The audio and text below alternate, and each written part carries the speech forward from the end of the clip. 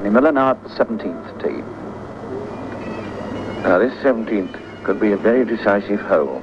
On the card it's 223 yards, but of course it's a truism to say that it all depends on the wind, as it does on all these seaside courses. Now he can reach it with an iron today. Very often the best of them have to take a wooden club. And there the bunker guarding the green.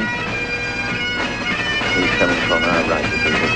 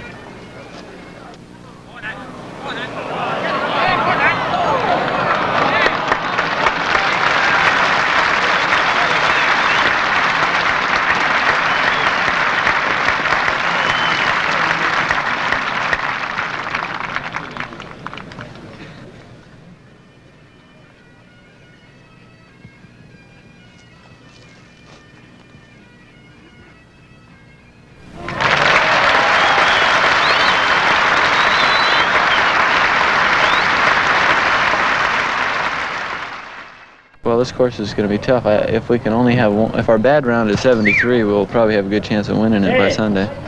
Because I think everybody's going to have a 73 or 4 if it keeps blowing.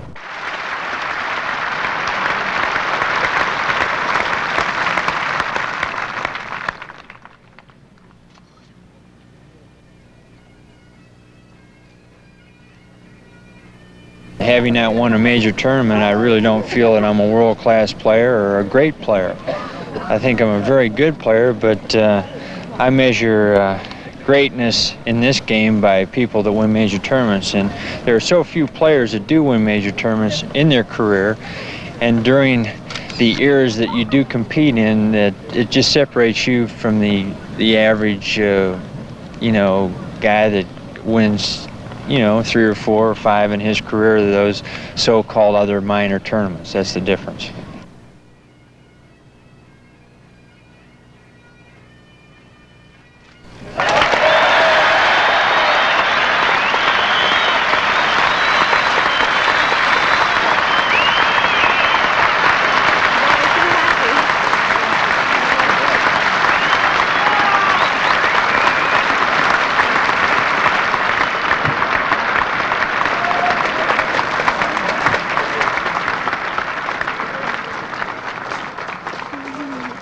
In any profession, whether it be professional golf or lawyer or a greengrocer, it depends on the individual. I think there are as many different types of personalities on the golf tour as you'll find in any large city.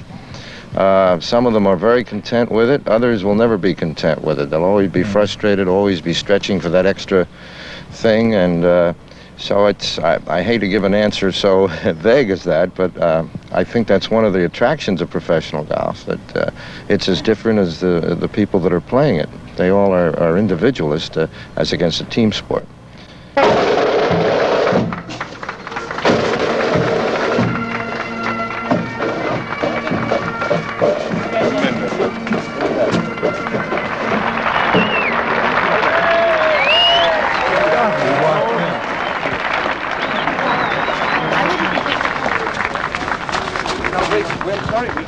No, I'm told that ABC has the next interview and Mr. McKenzie can verify it. Well, Mr. McKenzie's laid the whole thing on. Well, there's Mr. McKenzie. Keith, what next? We have Mr. Weisskopf. We have Mr. Weisskopf, that's correct. 2 minutes. No, just 2 minutes. 2 minutes.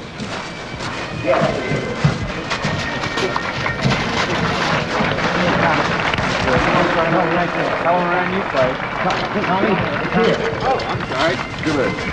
I don't even know where I am. Could we clear the camera, please? I've never played the game for money. That's the thing I've always realized. Money is always there. That is something that's always set before the tournament starts. It's something that if you play well, you're always going to get something of it. It's very easy to finish second and third, but it's very hard to win. And like I say, with only 4 major tournaments a year, and you have 40 of the other tournaments to play in, that's what separates the real greatness as individuals competing in this game, really. You, as an old Ohio State man, as an old Columbus, Ohio man, are the most appropriate person I can think of to be one of the first to congratulate Tom Weisskopf, the British Open champion. Congratulations, Tom. Thank you.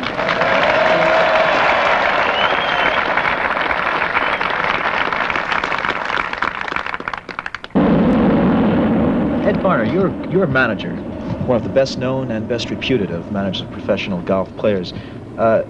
Few people realize that there is a management end to professional golf. Exactly what do you do? I mean, what's your concern? Many people think that our obligations begin when a guy like Johnny Miller wins the U.S. Open.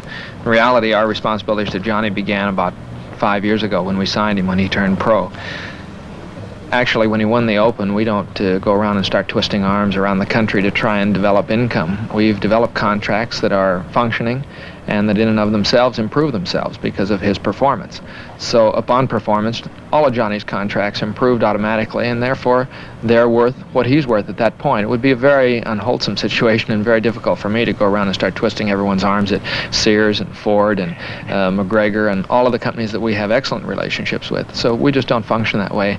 Our responsibility is to prepare a man's career in such a way that it improves automatically. If he performs, his contracts perform. If he doesn't, the companies aren't out anything. It'd be very difficult to go in and try and sell a player like Johnny Miller for what he's worth today 2 years ago. And that's how many people operate. Consequently, managers have a bad reputation. Ours is a completely different responsibility. Ours is totally to the client. As long as he told me last night that you guys were on the course photographing, and he said you're staying behind the ropes and everything, just, you know, I'd hate for him to shoot a 76 and say, gee, I was so distracted. Oh, you know. Well, he didn't indicate to you that he was, did he? No, not particularly. Yeah. But you're not distracted when you shoot a 68. You shoot a 76. Yeah. You distract. Yeah. What's going on? Okay. John, have fun. Hey, Edward, I'll go slay the beast. Go slay the dragon. Okay. I'll go hug your sister. Okay. Bye-bye. How are you, Johnny? Oh, I'm fine. I'm a little up, but not too bad, I guess, considering the circumstances. Feel there's less pressure on you than on that other fellow in the yellow sweater?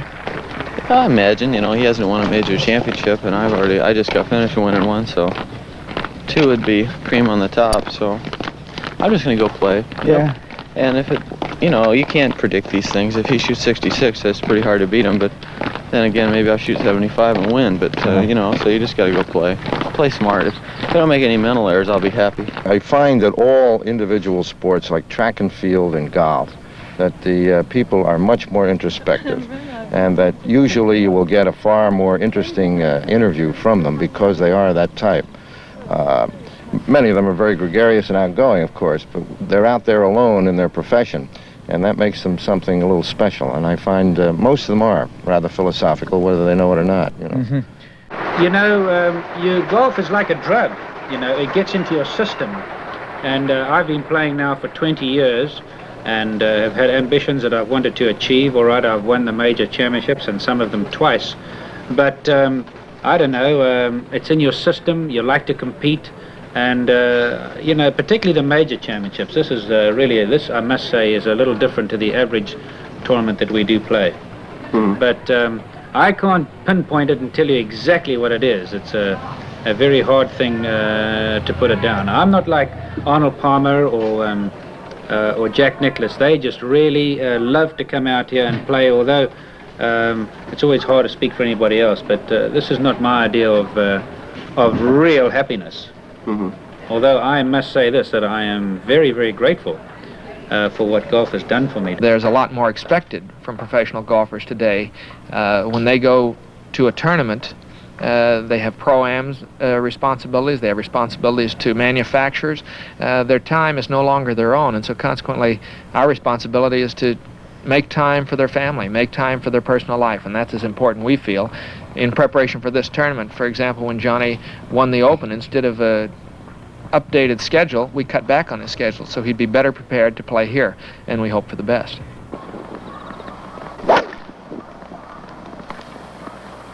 I play a lot of good shots in this club, and I play some of the worst shots you'd ever want to see. That's true. What'd they do to that wedge that they were fixing down at the factory? I was there when they they ruined it. Yeah, they put a flange on it, and it looked perfect when it came back out. I couldn't hit my hat with it. Well, I have a close friend who owns a big chunk of the Bahamas, and his wife called me right after Miller won the Open, and he came running down the stairs screaming, "Barner won, Barner won." So there's a paternal something when one of your boys that you've taken care of and groomed and told when he was saying things wrong and told him when he was saying things right and surrounded him with the right people, hits it big, you feel a sense of victory yourself. It's getting awful nasty out here. That's what you call good planning with my tea time. What manning's gonna do for you? Yeah, good man. Johnny. What's that? John. What's going on? Holy mackerel, I didn't even recognize that guy. Nice job. Well, pretty dapper there. You know Jim Mahoney? Johnny Miller? You know Ed Barner, don't you? Yeah, I did it. Congratulations, babe. Finish 600, not bad. Glenn, we were surprised to see you here. We've listened to you a lot and run into you in other places, but here in Troon in Scotland, Glenn Campbell is a thing that surprised us, basically. What are you doing here? Well, back about April, March, we were going to do a television special over here in London, and they wanted to do it in June or July, and I said, well, the British Open starts the 11th, I think, and if I could be through taping by that date, then I could run on up here and see my first British Open, and it'd also see it'll be my first trip to Scotland, coming to see where my great-great-great-grandfather migrated from when he headed for the United States. You play a lot of golf yourself, isn't that right? Oh, I like to get in. In fact, I went out and played this morning over here at a golf links that they call it, and it's a tough links, I'll tell you. And your name is linked with tournament golf in the United States. Yes, I have a tournament in Los Angeles. Right? Is that so? Right. The Glenn Campbell Los Angeles Open. I switched with Bing this year, so we could. So he'd have his first. Ironically, the first time I ever became familiar with the name of Johnny Miller was when he had to play off with Nicklaus at the Crosby. And I saw him shank it. And I said, he's human, you know. But he did tie it, but Nicklaus beat him in the playoff. But I knew right then, though, that because he's got such a good swing, you know, he just sets it up down the left side and you don't get much trouble swinging like that. I got so much admiration for the golfers. I mean, they actually, they go out and try to beat each other on the course naturally, but they're nice guys and they treat each other respectively because they know that each have talent in their game, you know. And it's a tough game, I'll tell you. You can't give up for a minute. And I was listening to Lanny and Johnny Miller yesterday. In fact, that's September. Johnny's going to take off for about a month, and I'm going to go up and we're going to take about 3 or 4 days of golf at Pebble Beach, if we can get it in. That would probably be the thrill of my lifetime, to go up and have a week's playing lessons from Johnny Miller. It has a way of eventually maturing a young person who takes the game up.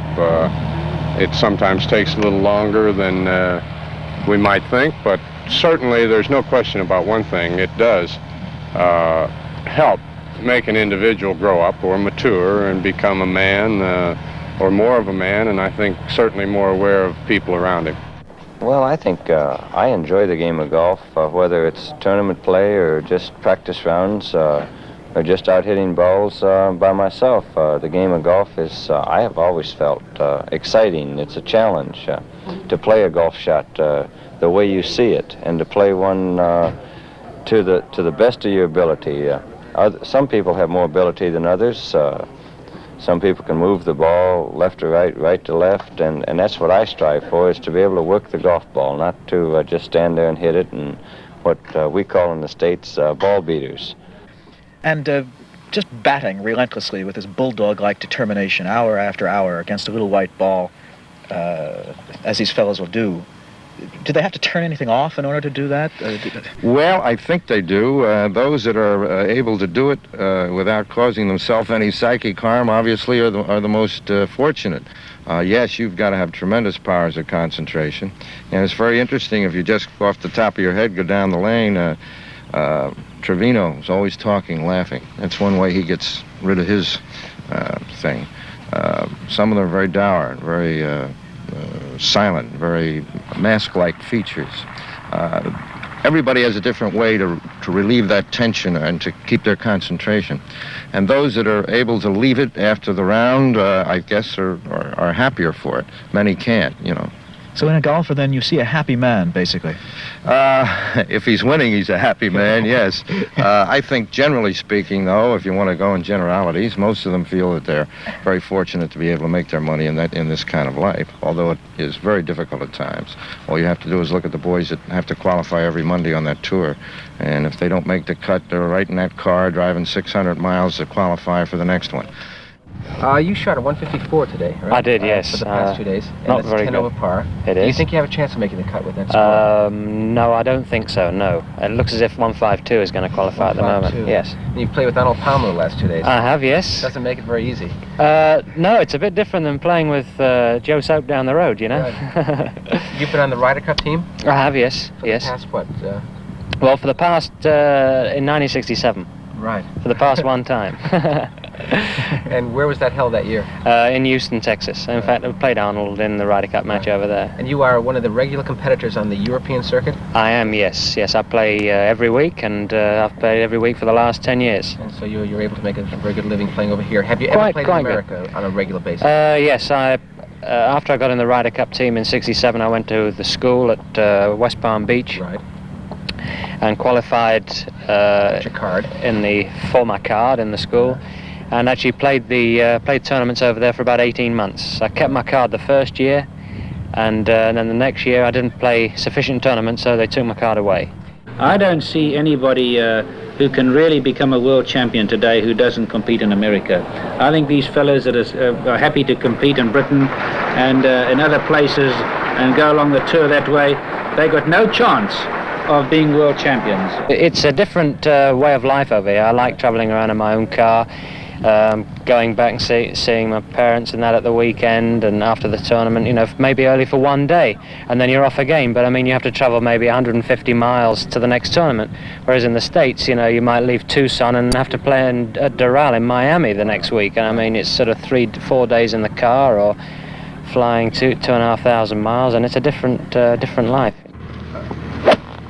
Of course, if you really want to prove yourself in the world of golf, you've got to play in America, because 3 of the top 4 championships in the world are in America, and if you want to win those championships, you must play there. Well, I'm sure you consider yourself second to none as far as your potential goes. Do you ever plan to take the American tour on and give it a try for a couple of years? Well, I'd like to. To prove something personally to yourself. To prove something personally to myself, yeah, more than. Well, of course, the money's fine too, but when it comes down to the stage where you've played everywhere and you've won a lot of prize money, then it's personal ambition that would want to bring you there. Particularly a foreign player, I feel. You know, the only one that was really 100% honest was Bob Charles. Bob Charles came along and said, look, he says, the courses are too long for me. He says, I just can't play my best over here, so I'm going somewhere else where I can play.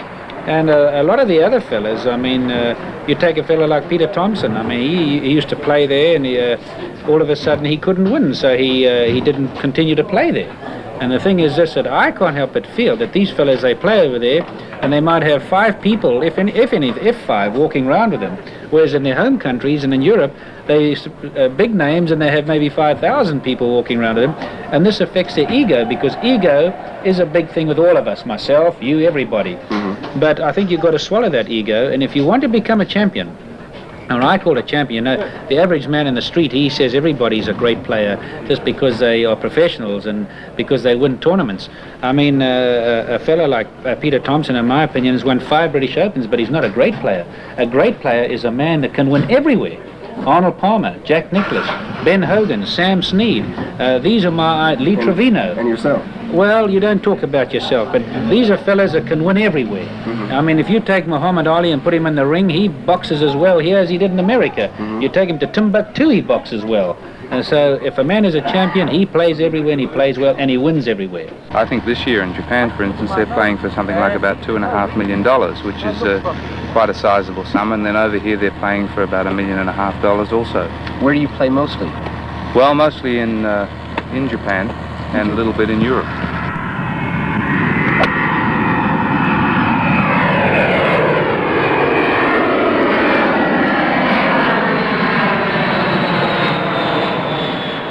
Byron Nelson won, 13 or 14 tournaments in a row, and his total career income is less than Johnny Miller's income last year.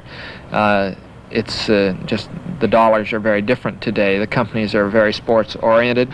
In those days, they were just trying to get enough money together to play a tour. Big tournaments were $25,000 tournaments. Not $25,000 first prize, but $25,000 total prize money. Sam Snead, with 127 tournament victories, has won less in his total career than Billy Casper did in 1968 when he won 7 tournaments. I mean, it's amazing. It's a whole different ball game, and just as the economy has changed, so has the world of professional golf. It's not that easy to make a lot of money out of golf. This money business is exaggerated. I mean, people forget about the taxes, the expenses. It cost me $1,000 a week on the American circuit. If we make money, it's because the client made money, because we work on a percentage of what the client makes. How much money really shouldn't have anything to do with it. I think it's all relative. Certainly the money has increased considerably over the last 20 years, and I can recall when I started, why it was too little money, to possibly now the feeling that it's too much money. But I still feel that that's somewhat of an exaggeration when you start talking about too much money for an individual to win. If he's capable and has the ability to do it, certainly then he will, personality-wise, should mature to the point that he can handle the situation. I got so much respect for the golfers because when you're out there on the golf course, you get paid according to how you play, you know. You're not guaranteed $200,000 a year, man, or $100,000 a year like it is in other sports. And that's why, actually, that I have so much respect for the golfers. You get what you hit in golf, and I like that. Every potential endorsement sponsor has someone that they prefer, and consequently it'd be a tremendous conflict of interest if every door I knocked on, every phone call I made, I pushed Johnny Miller. I merely recite our list, who we're involved with on an exclusive basis, and they pick. I'd have to say Sam Snead, Billy Casper, Johnny Miller, Dave Hill, they all appeal to different people. 15 or 20 years ago, you almost had to win a major tournament to make a lot of money. Now, of course, you can play and play well without winning any tournament and make a lot of money. But I don't think that puts the emphasis where it really should be. I don't think that an individual, as a general rule, can walk away from the tour in 20 years or 10 years or whatever length of time he plays, not having won numerous tournaments, and say that he's satisfied even though he may have a lot of money in the bank. Management is expected to do most everything. When we started this company with Billy Casper 5 years ago, Casper is our first client, the situation was very plain and simple. I'll put the ball in the hole and you do everything else, and that's the way we functioned. I don't think that people would be very successful, particularly young golfers, if they were primarily interested in the cash they're winning. I think that they're more deeply interested in winning golf tournaments. So, I mean, you know, the expenses are very high, the taxes are very high, and, you know, because a guy's getting an endorsement for, you don't know what he's being paid. I mean, some of these guys are being paid like $8,000 or $10,000 a year to endorse something, and I keep hearing things about $80,000. It's very exaggerated. But the only way, that's maybe why you keep playing. Hear that?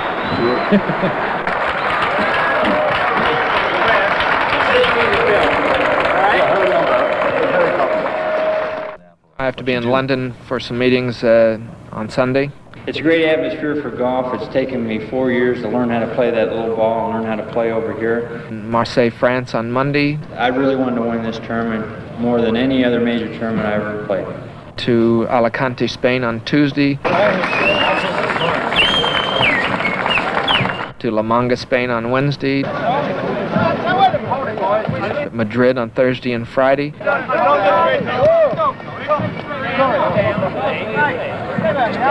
Rabat, Morocco, Saturday, Sunday, and Monday, and New York on Tuesday. This way. Look over this way. That's it.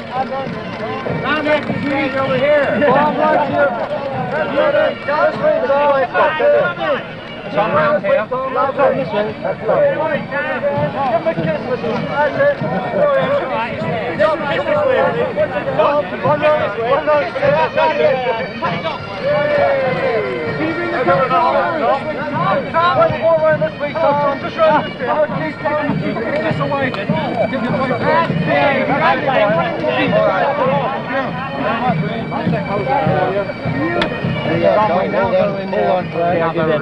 Congratulations, Miss White. Well, thanks. I sure didn't do it. It's wonderful. We're going to see soccer now.